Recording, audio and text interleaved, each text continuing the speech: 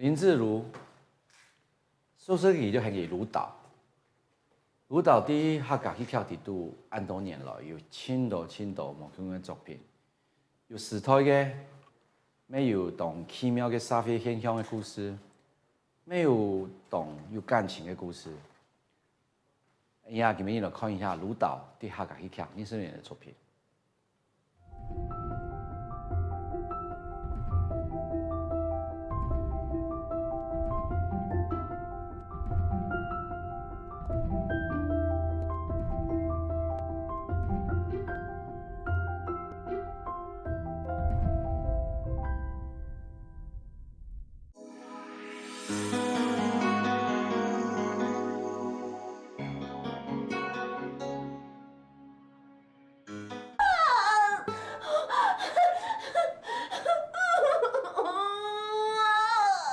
那我妈都认识他，就是有一个阿达，然后阿嬷嬷叫来耶做法官，好做法官在台北做法官，因为给孬孬啊，然后他小时候他孩子不能养，就被人家抱去那个，后来做了法官，那个法官后来去判案的时候，就常常每次要到决定的时候就会晕倒，就不舒服，想吐发烧。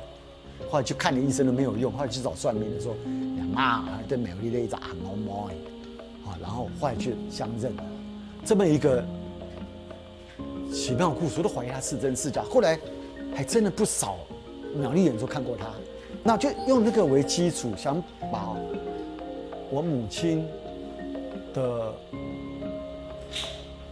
亲对于生活的一种小时候的一种情感嘛，因为以前家里真的是不是那么有钱的哈，他去我从小跟着妈妈会去眷村帮人家洗衣服，帮那些将军洗衣服的，然后在工厂里面抓到一只大的老鼠，我们会带回来抓一抓，自己在那边吃，从小我们家里，所以那个时候就想到，好像可以把以前的那种经验加入这个很棒，就是从底层看到台湾一世代一世代的过，这个东西会让这个作品有一个依据，说啊，我知道可以有什么东西可以靠着来这样子来看到来走这个剧情啊。那建伟进来以后，然后他的那种对于戏啊那个的玩的哇，又跟彩衣两个互动之间，让整个东西更那个。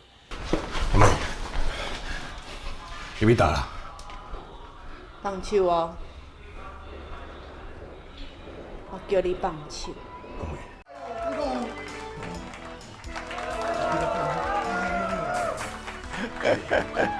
就真的脱衣舞真的是有一些动作，比如说脱光以后，建伟去挡他的那个东西。建伟刚开始还不敢，他说：“阿如，你真的要我那样做吗？可以吗？”我说：“我靠，你居然会怕？”我说：“不怕，做啊，我要嘛，我就好就做。”所以那些动作要做出来，不给你看，不给你看。那我说觉得中间帮忙很大的是彩衣，好，那彩衣因为拍那一场戏，彩衣先拍，好，那彩衣当然有保护，好，可是那个保护就是到一个跳脱衣舞，他都很自然做的时候，另外一个演员就会觉得自然，好，彩衣没有价值，那彩衣。他算是老鸟了，那个时候，那叫他演什么，他都很自然大胆的做，他不会，因为我现在怎么样，他对那个戏也帮忙很多，对。我爱哪里？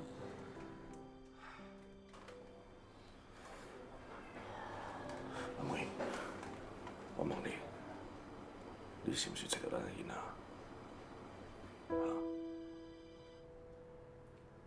想甲你讲，咱有囡仔啦。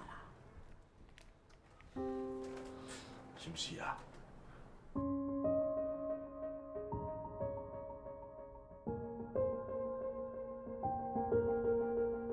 建伟跟他儿子演他儿子的叫什么？吴中天。啊，对，吴中天，吴中天，中天有一场父子相认吵架的戏，然后我们前一天要不要垒？不要垒，他们故意那天晚上就都不联络。对，化妆的时候也不讲话，然后现场啊，来，你们到底要怎么样？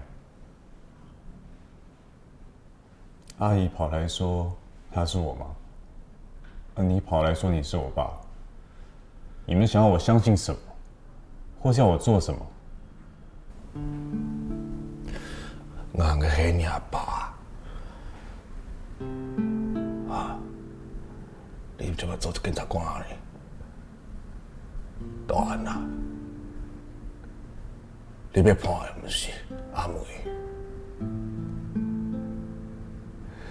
是你的亲生老母。演完咖了以后，他们两个，哇，这等于说他们就是自从演戏以来最爽的一场戏，是他们完全就是第一次，完全不晓得对方会怎么出招，对。我们碰到唯一的对手在阿汉妹里头，是有一场戏在法院面前，那个严检察总长的柯导，碰到他，因为柯导自己的女儿被人家害死了，是蒋孝国害的，他有一个资料，他拿枪去想要杀他那样子。但这是蒋孝国演出的机会啊，他可以先很生气，又叫这样求他没办法这样子。哇，他很抢戏啊，即兴啊！你真敢啊！你想坐牢啊？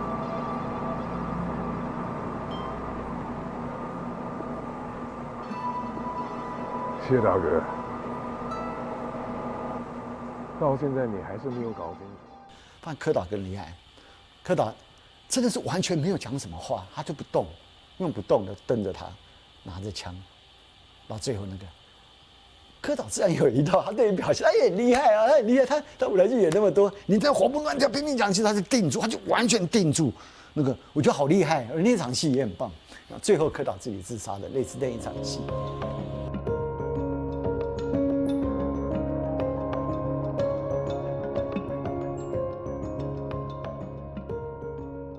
阿妹，我有在学一个东西是，我有看美剧的一些书，就说。